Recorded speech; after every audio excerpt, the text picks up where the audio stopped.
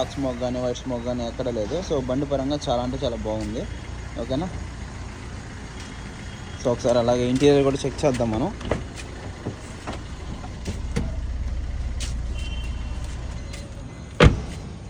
On చేయండిలే.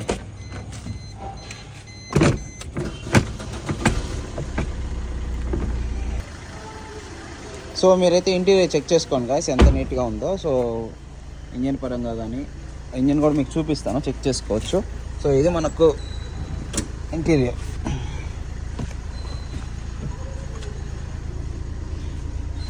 So manual gear 1 2 3 4 5 gears plus reverse. So AC కూడా చాలా అంటే చాలా నీట్గానే,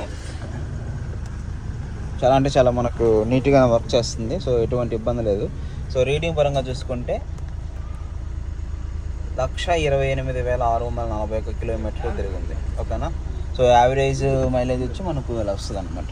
ఓకే. సో డాష్ బోర్డ్ కూడా చూడండి ఎంత నీట్గా ఉందో. 2014 మ్యానుఫ్యాక్చరింగ్. సో బండి పరంగా అంటే చాలా నీట్గా ఉంది. ఓకేనా.